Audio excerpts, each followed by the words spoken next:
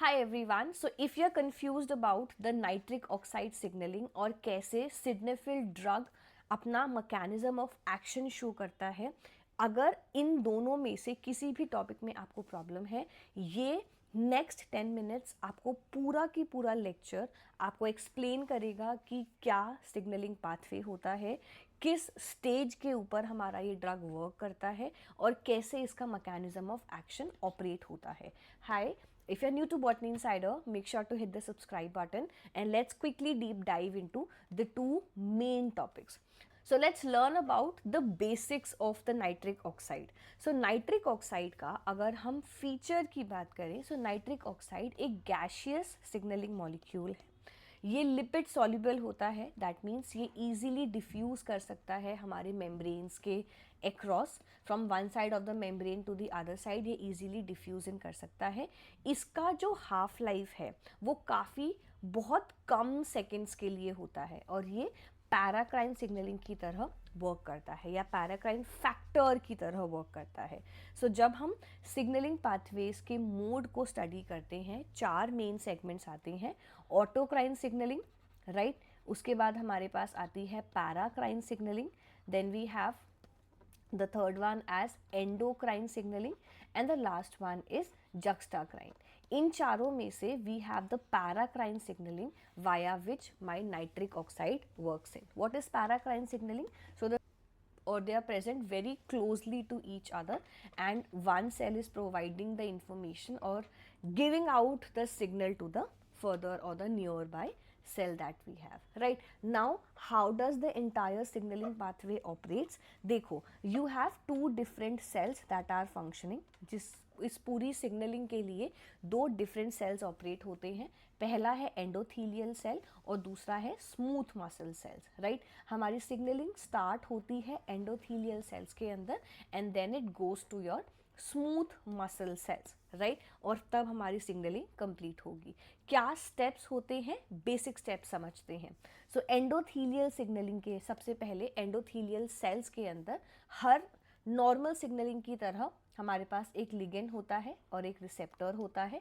यहाँ पर जो लिगेंड है वो एसिटाइकोलिन होता है और हमारा रिसेप्टर जो है वो एंडोथीलियल सेल के मेम्ब्रेन के ऊपर प्रेजेंट है. जैसे ही हमारा लिगेंड रिसेप्टर से बाइंड करेगा, फर्दर पाथवे एक्टिवेट होगा जिसकी वजह से कैल्शियम 2+ का जो कॉन्सेंट्रेशन है वो हमारे सेल में इंक्रीज होगा. Right, we are not going in the depth of this particular segment because अभी हमारा मेन टास्क है वाइग्रा या फिर जो सिग्निफिल ड्रग है उसके मैकेनिज्म ऑफ एक्शन को समझना.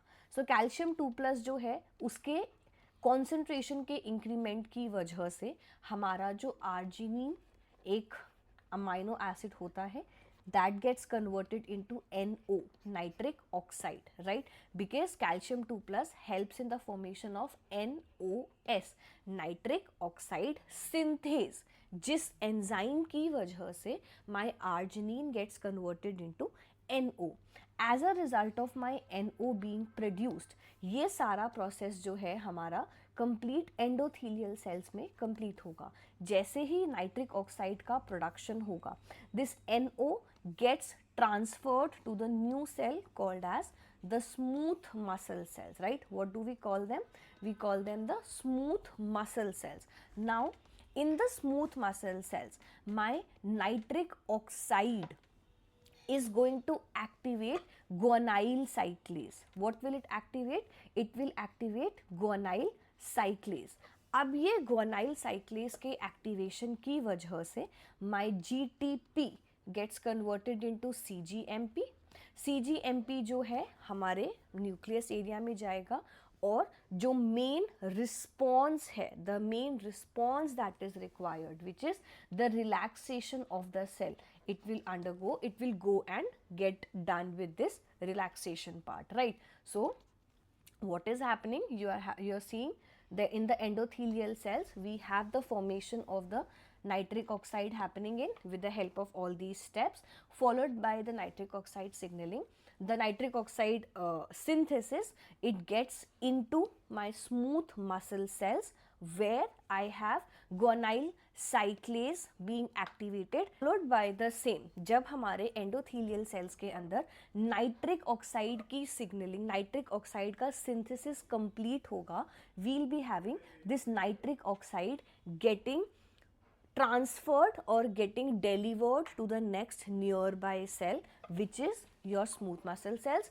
smooth muscle cells के अंदर मेरा नाइट्रिक ऑक्साइड जो है guanyl cyclase को एक्टिवेट करेगा, because of which my GTP will convert into CGMP. Now my GTP getting converted into CGMP will cause the final response, that is the relaxation of my blood vessels, because पूरे nitric oxide signalling का main task होता है हमारे जो blood pressure है, जो हमारे bloods के अंदर, वेसल के अंदर ब्लड का फ्लो होता है, उसको कंट्रोल करना, ब्लड प्रेशर का कंट्रोल करना via vasodilation, that is via increasing the diameter of the blood vessel for a very short duration of time, so that the work or so that the maintenance of normal functionality can be achieved in the blood flow, right? Now comes the main segment, that how does my drug works in. This is your basic information of what is nitric oxide signaling or how does it operates in. Main thing is that how is the sildenafil drug that we have, how is it actually working. When we learn about the basic GPCR pathway also, in that also you have learned that for the conversion of your ATP into your CAMP, normal adenyl cyclase is required, and for my regulatory part, because the main functionality of a cell is to make sure that the entire or any signalling pathway is operated in a very regulated manner. मेरा पूरा pathway बहुत regulated manner में operate होना चाहिए. So for that matter यहाँ पर CAMP जो है वो ATP में वापस कन्वर्ट होता है with the help of phosphodiesterase. Same goes over here as well. बहुत शॉर्ट ड्यूरेशन के लिए जब तक सेल को रिक्वायर्ड है तब तक मेरा GTP CGMP में कन्वर्ट होगा.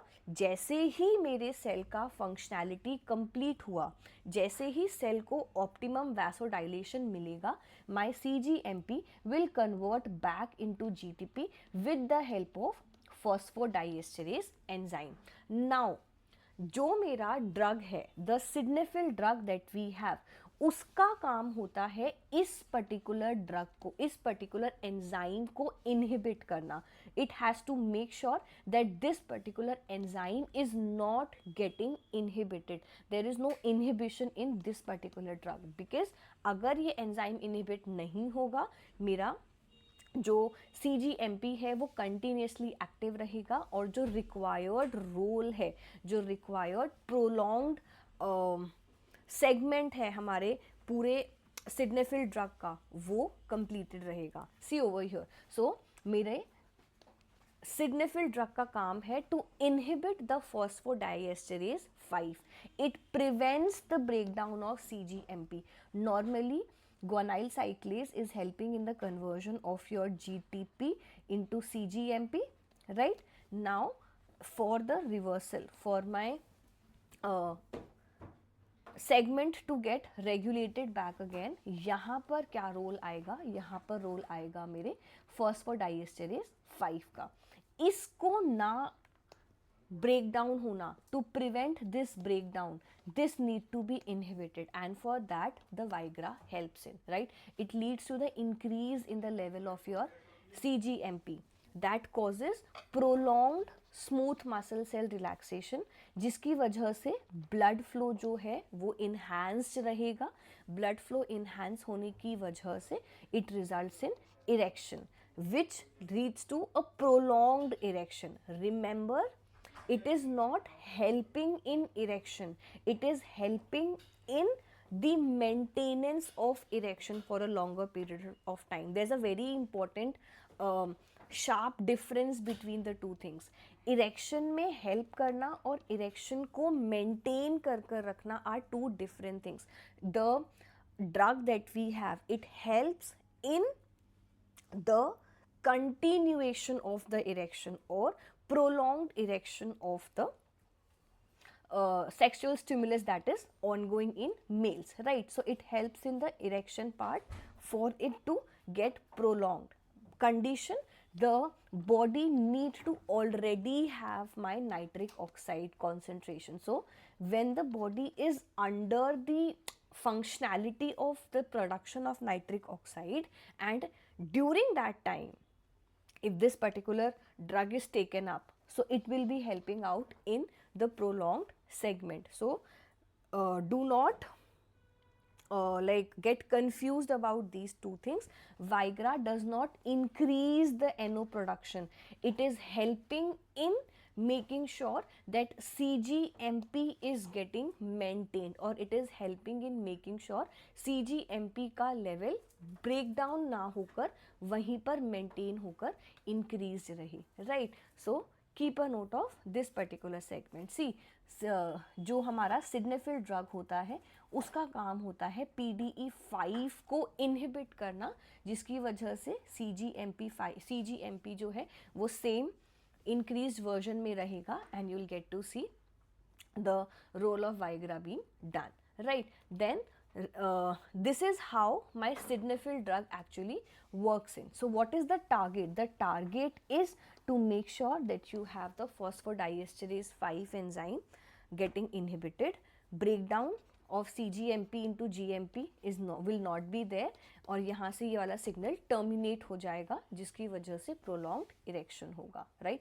Remember about all of these things. इसके बेसिस पर काफ़ी क्वेश्चंस आने के चांसेस हैं. The image that I have taken, it is from Karp's 8th edition, Karp's cell biology 8th edition. ये एक स्टैंडर्ड बुक है, and I will put up the same thing in the description box as well, so that we do not have a copyright issue. So this is from the standard book Cell Biology 8th edition of CARP, right? Then in addition to that, ये दो questions आपके लिए homework है. First question है, nitric oxide activates which of the following enzymes in the smooth muscle cell? ये first question है. Second question है, the enzyme which is inhibited by Viagra is. सो ये दोनों क्वेश्चन के आंसर आपको कमेंट सेक्शन में बताने हैं. And if you want to have this presentation, जो भी आपने प्रेजेंटेशन देखी, अगर आपको ये प्रेजेंटेशन डाउनलोड करनी है, you can download it in the PDF format from our Telegram group which is the Lakshya batch, right? So it's a free of cost batch. In this we already have a very good crowd where every day daily base के ऊपर आपको task मिलता है, daily base के ऊपर आपके पास एक free test आता है, एक फ्री PDF आता है, which you can help you out in having a proper strategy, proper schedule and proper preparation altogether, right? We have a number of courses ongoing for the June examination, right? We have recorded live test series, general aptitude course for BARC. We have for every unit we have a specific course available. So जो भी आपकी requirement है, you can get in, right? So that's about it. I hope it was helpful. Make sure to subscribe to Botany Insider, download our application, and let me know in the comment sections below which is the next lecture, video lecture you want to check it out. We'll provide you with the same, right? So all the best, good luck. Let's meet in the next class.